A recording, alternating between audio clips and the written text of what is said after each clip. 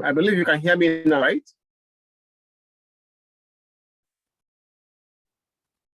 Hello, sir?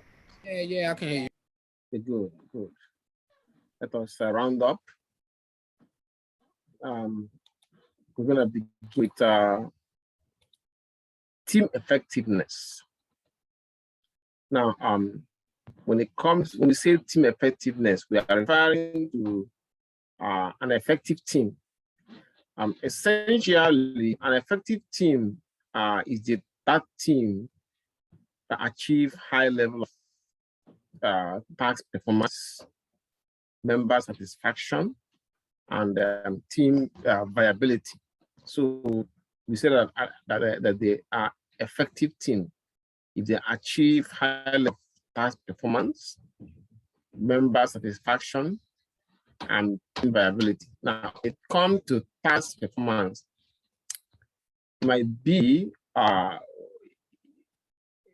well, when it comes to task performance, what we're to say here is that an effective team achieves its goals, or what they call the end goals, in the standards of quantity, quality, and timeliness. I give a good example here. Let's say that is a manufacturing team, and the goal might be meeting daily production targets. And if it's a temporary team, the goal might be a new policy task force might be set up to meet the deadline for submitting a new organizational policy to the company. So they achieve the big deadline. And when it comes to member satisfaction, what we are trying to say here is an effective team. The members of the effective team believe that their participation experience are positive, and that the work they do meets the important the company's needs, and also help the company, move from point A to point B. So they are satisfied that their work are very useful to the company. So they relish their accomplishments and interpersonal relationships. Now, when it comes to team viability, let me make sure that you guys are seeing this. Oh, yeah, I think you guys are seeing this. And when it comes to team viability, an effective team, the members are satisfied and with the work they did and with each other. So when they finish projects, they want to work again in the next project that they might have. So these traits, they satisfy these three goals. We say they are effective teams. Now, let's look at synergy and team benefit. I've explained what a synergy is earlier. Basically, it means the creation of a whole that is greater than the sum of its separate parts. So synergy can also work in a team, or even as a team, as their collective effort has to serve the purpose of the organization. Now, so when people work together as a team and they accomplish more through teamwork, they are creating a synergy. I will refresh your memory with synergy. I would say, let's say that a big company, let's say that an oil producing company, a company that produces large amount of crude oil, but they don't have the refinery and also distribution capacity. They might buy up a refinery and also buy up a company market, like or market oil worldwide, so that the combined operation, the kind of synergies you have, the drilling company will have lots of raw material, which is crude oil, that they will use to, sorry, the refining company will have large supply of crude oil that they can refine to make gas, diesel, and the cooking gas that they can sell. Then they have wide distribution network through the gas stations all over the world that they bought up, the company that they bought has. So each company will be benefiting from the other company. So this would boost sales, boost profit, and so on and so forth. Now, and within these different companies and their different departments, they have teams that work on different projects or various projects. So this is one of the ways we say that synergy is created. Now, the performance advantage of team over how individuals are most evident in three situations. One is when there is no clear expert for a particular task or problem, then teams to make a better judgment. So that it's just like putting heads together and to get a viable solution. I will give you an example. Let's say that let's say an example, hiring decision. Now, a company that want to hire a good employee, or I would say I would say a good employee, but a qualified employee, they normally have a team of interviewers. It's okay. This team or task force will be responsible for interviewing so and so number of potential employees and making a hiring decision on them. So it's better especially for big corporations, that a team work on that, since they don't know the applicants. So the thing they know is that what the applicant presented to them, which they can now go through and then decide to verify certain things by the applicant. So and then decide which one is the best applicant to hire based on what they have provided about themselves. So usually if a team of interviewers can, or hiring, or task force that are given the charge of hiring the employees for that particular job or jobs. Second, teams are typically more successful than individuals when problems are complex. For complicated problems, or when problems require a division of labor. So within that team, I have different professionals within the team with different skill sets that can deal with the problem. Now, for example, when we had, there was a time, I think it was Johnson & Johnson, they had to recall Tylenol because one particular brand of Tylenol, because the few people that took it when it came out became sick. So it was tainted by somebody basically sabotaged that product. So they had to recall so many of them back. And of course, they set up a team or task force to work on that recall and then to conduct the necessary investigation and give the feedback on what the company had to do.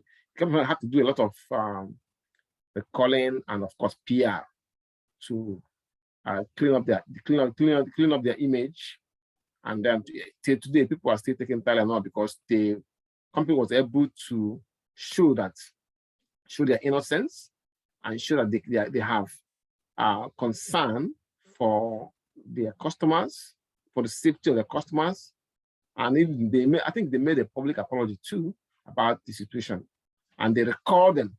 They didn't put profits with, and then did not recall those tainted medications. They recalled all of them.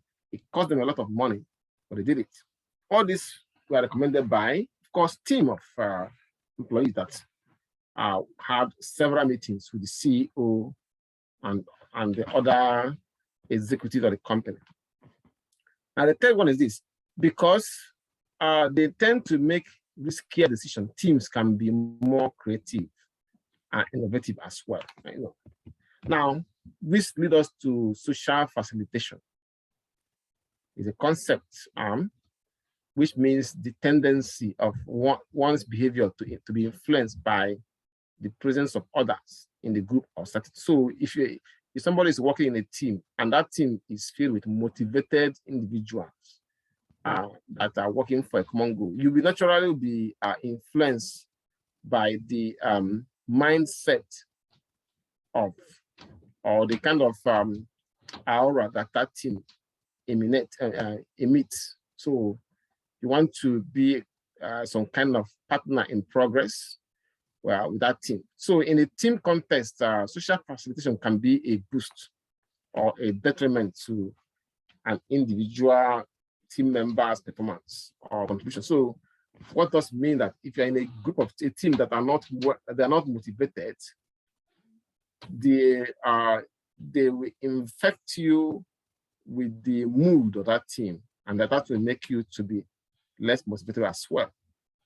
So in contrast, if you work in a team that is highly motivated and pushing hard towards achieving the goal, then you naturally be influenced by what they are doing and then join them as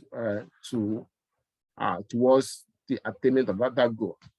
So under the social facilitation theory, the notion is that working in the presence of others creates an emotional arousal or excitement that stimulates behavior and also affect performance. So it can be on the positive side or onto the negative side. So which leads us to social loafing and team problems. Now we know that there are in any group or team or company or organization, there are always some individuals who want to have a free ride. I'm sure some of you have experienced that when you do a group project. You will see that some of members that in the group will be I would say they won't like they will be slow to respond to your questions, or they don't want to participate in the project, but they want to get a grade at the same time. So in fact, in many of the classes I taught, I always have that issue with the group project. Right? Individuals will write me and say, this, out of the 5 people in our group, only 2 people we are communicating. So that kind of thing happens in the team as well. So we have this name, social loafing, as part of the team problems. So we also call it Ringelmann effect, because of the experiment conducted by Max Ringelmann, who was a German psychologist. So according to this, it means that the tendency of people, social loafing means the tendency of people to work less hard in a group than they would work individually. So like I said earlier, Max Ringelmann, the psychologist from Germany, did an experiment on that. And based on the outcome of the experiment, he suggested that people may not work as hard in a group because their individual contributions are less noticeable in the group context. They may not work, and also because their individual contributions, or maybe they prefer to see others carry the workload. So they are the free riders. They want to get the credit as well as part of the group, but they don't want to exert themselves the way the other group members are doing. It happens. Now, the steps for preventing that kind of effect in a group, to make sure that things like that doesn't happen, that the individual member of the group does not even have opportunity to look about. The step is to take to prevent that are as follows. Keep the size of group small, make it a small group. We define rules so that free riders are more visible and peer pressure perform more likely. Increase accountability by making individual performance expectation clear and specific. Then, of course, make reward directly contingent on individuals' performance contribution, even though they are a group. So I might assign rules to different members of that group. So the group can just divide, do some kind of a division of labor. Yes, our goal is to achieve sales. To achieve to make sure that the sales move from 5% to 7%. You are responsible for preparing the advertisement. You are responsible for paying for the advertisement. So you divide that job role so everybody have their task assigned to them. So, like in my class, if I give a group project that they will submit only one paper for that group, I will say anybody who does not participate in that assignment, the name should not be included on the cover page. I will give as grades only to those names that I see on the cover page. So anybody who does not participate will not get a grade. Yeah. So instead of saying that, staying at relaxing and let others do all the work for you, and then coming in to get a credit for work you did not do, your name will not show on the cover page. So you don't get. So this is the method I use for class, but for business or organization, you can just follow these rules, these simple steps, and then that will wake up every member of the group, because they have an individual assigned role, even though they are a group or a team. Now, other problems that are common with the teams are personality conflicts and differences in work styles that antagonize others and disrupt relationships. So now, remember that members of the group they are people from different, they're not related by blood. So each of them have their own good sides and their own idiosyncrasies. So that can be create a kind of tension among the group members. So this is where the group leader comes in to be the form of peacemaker to make sure that things doesn't get out of hand. Now, sometimes team members withdraw from active participation due to uncertainty about our battles about goals or competing visions. This is where what I explained in the previous slides comes in. You can divide it, the tasks. So each member will have assigned task. Well, you may not goal if you don't know the goal that you're trying to achieve, but you have at least that task that was assigned to you. You know what you are required to do. Just do that one. If you don't know the overall goal that is served as the umbrella of all the goals you are trying to achieve. Now, another one is this: ambiguous agendas or undefined problem can also cause fatigue and loss of motivation when teams work too long on the wrong things with little to show for it. So in that case, the only solution is to make sure that the task that you assign to a group are tasks that make sense with respect to how it affects the company, especially the company's bottom line, or how it relates to the goals the company is trying to achieve. So give them a goal a task that is specific and it's very clear, have a clear goal. I use an example of pushing the sales from 5% to 10% to 7%. That can be okay. Have a marketing team, so they know this is what we are going to do. So what are we doing now? Shall we do more promotions? Shall we do some kind of free what do you call it? Some free gifts? Whatever you can do to create awareness of that product, awareness that we that will attract more customers to your site. Can be that. Now, not everyone is always ready to do group work. Yeah, that one is understandable. Some people want to work alone, so that it can create a tension. If somebody who doesn't like group work is included in the group, so it might be for several reasons. You doesn't like working with a group. She wants to work individually, or that the deadlines and priorities to the person may not sound realistic. So it can as well be a source of tension with and friction. Or generally, low enthusiasm may also result from perception of the poor team organization or progress, or from the team that has so many meetings that they don't even understand the purpose of those meetings. So I think I'm going to remove this because I say refer students to my article. This article, I want to refer you to the website where I published the article, the Examiner.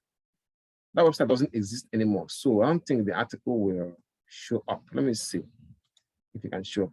I doubt it. It's gone. So since they went out of business, the article published here doesn't show up anymore. I don't know. That was a big surprise to me because let's see. See, it doesn't show because, like I said, the website went out of business. So don't worry about the article. Okay. So I'm going to clean it up here. So you don't worry about it. All right.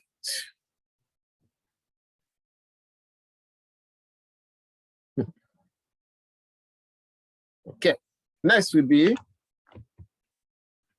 we look at stages of team development. According to psychologist Bruce Stockman,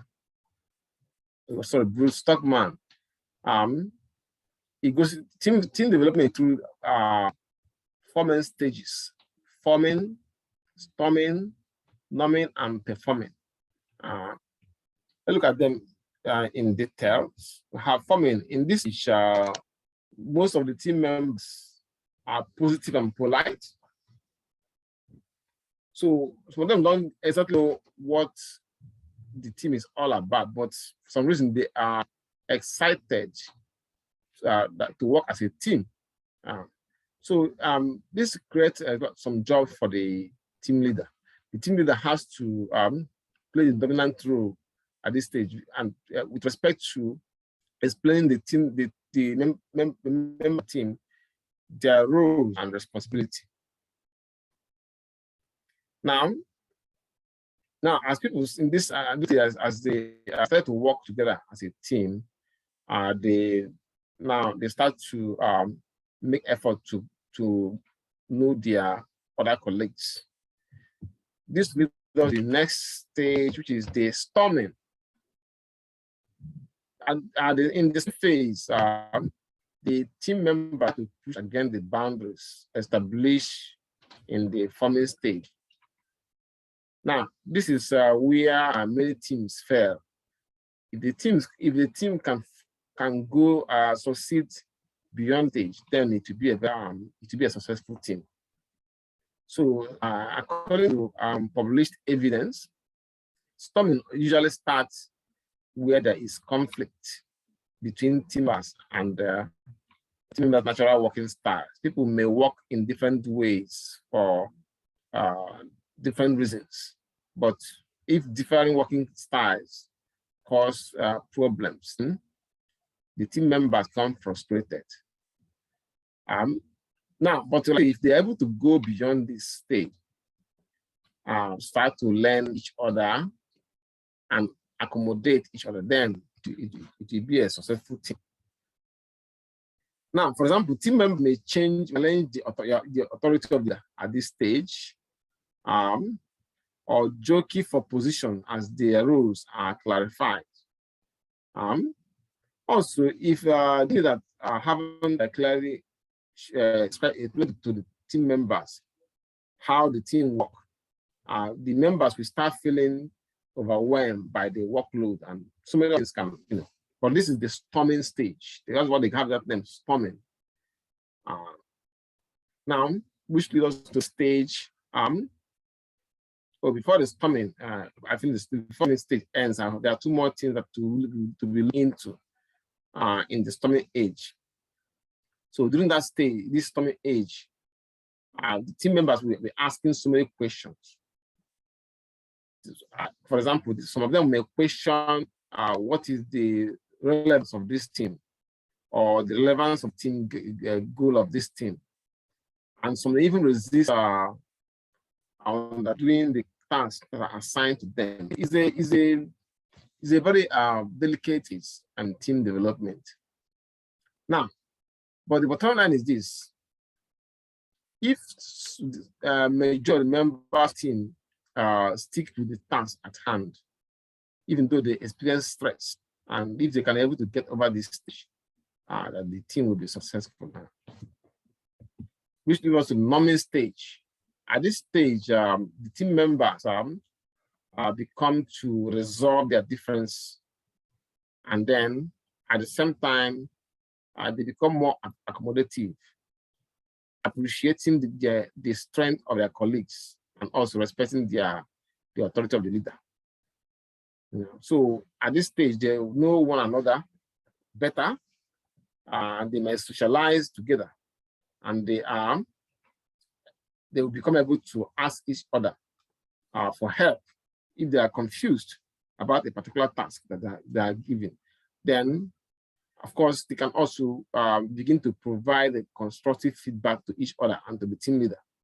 So, people at this stage, like the storming, and emerge from the storming age and enter this stage, they become more committed to the goal of the team.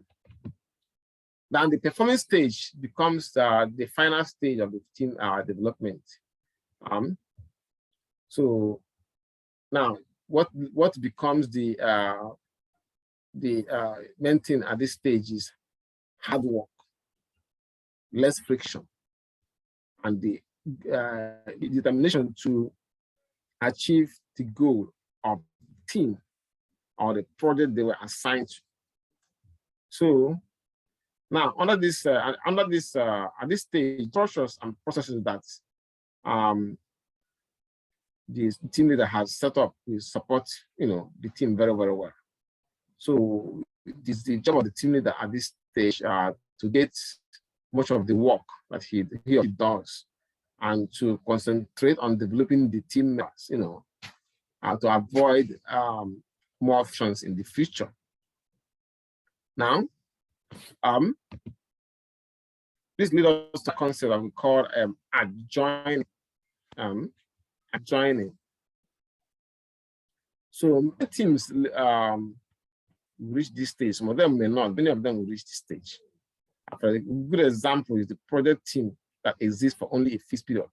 So it can be that the project is to have 10 new employees, and they were given the time frame to do that.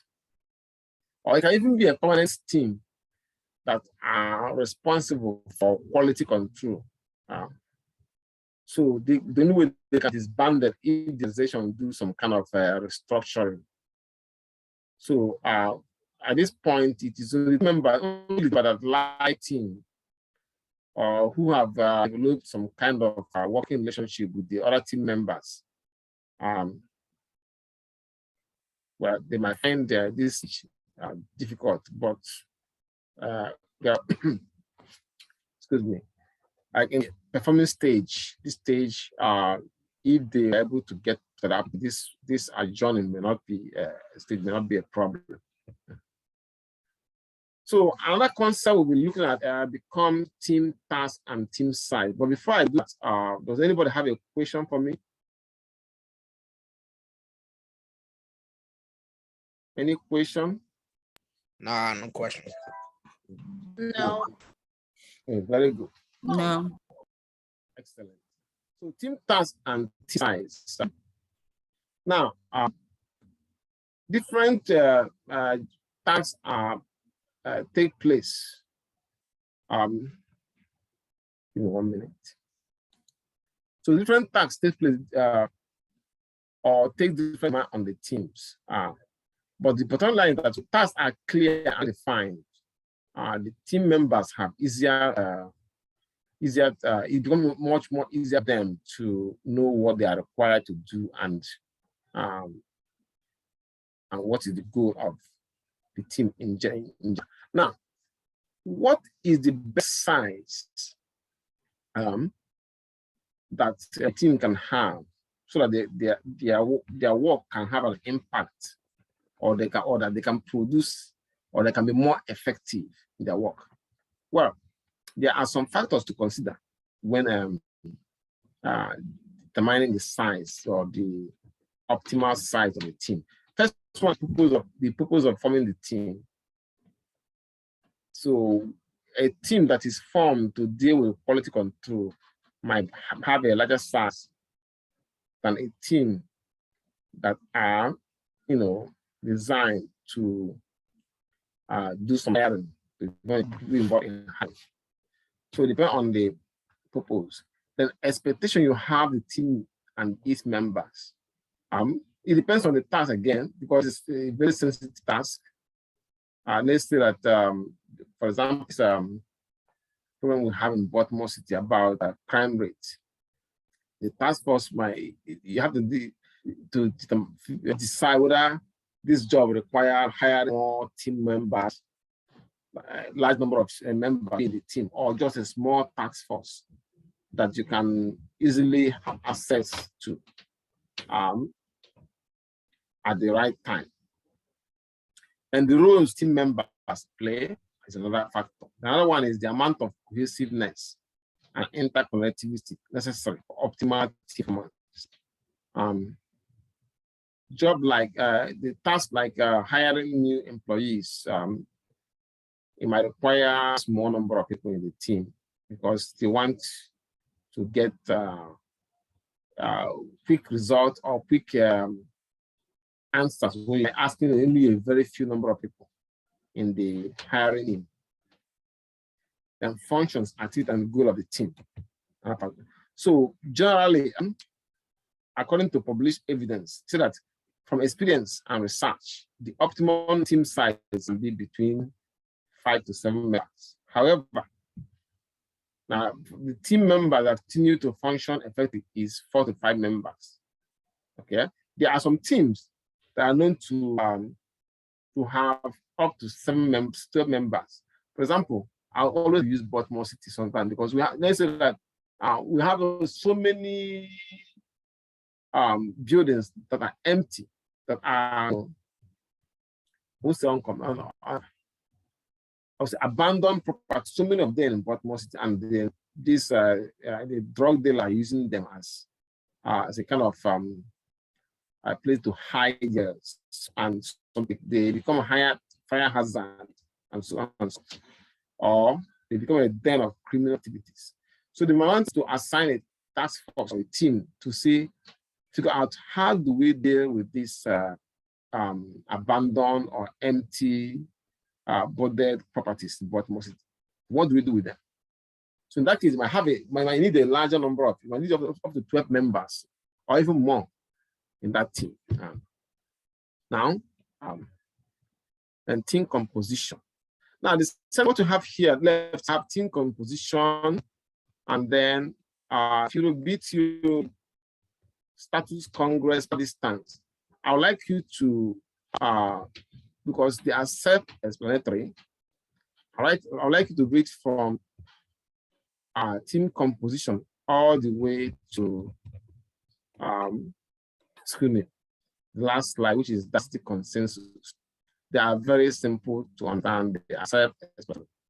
So I want to use the remaining time, which is 5 minutes, to take your attendance so that we can round up. So let me take attendance real quick. I got Nita. Here. I got you. Devon. Got Devon. Yep, I'm here. Yeah. All right. I see you speak, Devon. Giselle. I'm here. Yeah. See you next week. Thompson. Thank you. Area Thompson. You there? I'm here, Professor. All right. I see you next week then. Yeah. And I got Leah Pittman. Here. Jones, Thomas Jones. I didn't see. Okay, India right here. India. I'm here. I got you. I didn't see Thomas Jones. That's okay. So only one person I see. Okay. All right, I'll see you guys next week. Bye, Professor. You have a nice next week. You too. See you next week. Oh, you know, I do have a last question. When is spring break? Yeah, I have to find, the Devon, what you know, because students know this kind of thing very quick. But I'll try and find. Okay. I'll try and find and I'll post a message through It's the week of the 11th. Spring break's the week of the 11th. 11th. Okay. Thank you. I appreciate that. Okay. Yeah, I told you, students know this more than us because they want to rest. All right, I'll see you guys with them.